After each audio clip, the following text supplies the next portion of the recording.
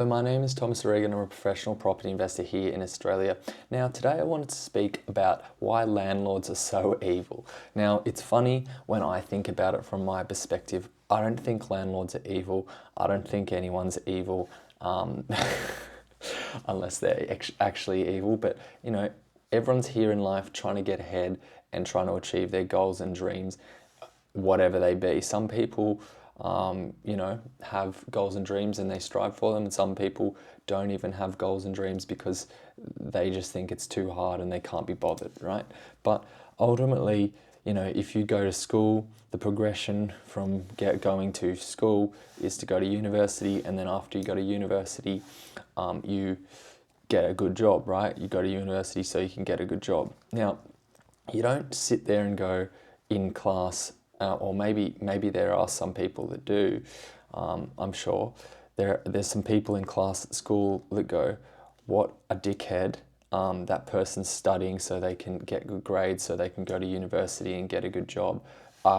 Those people are taking the benefit or taking the opportunity out of all of us other people who can't be bothered to study, can't be bothered to learn how to read and write and get better at school so we can go to university and then get a good job using our degrees. My point is, imagine if that was the perspective of the majority of people. Imagine if the perspective of the majority of children or young adults growing up was, how dare that person learn to their best of their ability to learn how to read, write, and be a good member of society, because them doing that is taking the opportunity away from us who can't be bothered to learn how to read and write and go to university and become a functioning member of society. If they just didn't learn how to read and write like us, then everyone would easily be able to get a job. Now, let's look at that from the perspective of a greedy landlord, okay? So just to be clear up front, however anyone perceives how easy it is to become a landlord or a property investor, it is absolutely not easy. It requires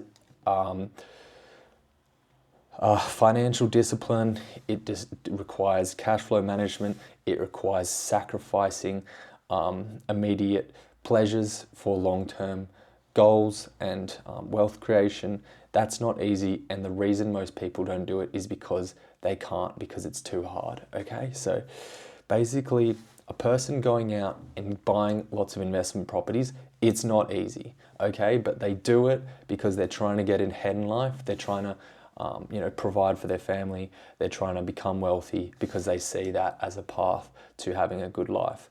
So, and then there's all these other people that are not doing anything to get ahead in life, not doing anything to look out for their family, and they see the landlord as the person, or the person that's a property investor, as an evil person who shouldn't be buying so many properties, and they're taking the opportunity away from them whenever they decide, when they want to start making moves to try and buy their own home to live in. Look, as I said in the first example, if someone goes to school, studies really hard, learns how to read, write, everything you need to become successful in university, and then they go to university and they study in university, they're going to be far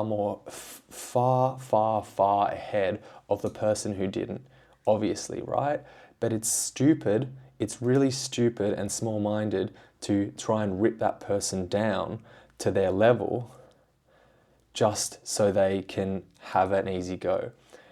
Everyone should be trying their best to get whatever they want to get out of life and pushing forward. And you don't need to rip people down that have tried or pushed harder than you have, because the reality is, however they got there, it's not fucking easy. It's fucking hard. It requires sacrifice, and that's the difference between the haves and have-nots. A small portion of people are willing to make the sacrifices, and the rest are not, and that's a shame for them. See you next time. Bye.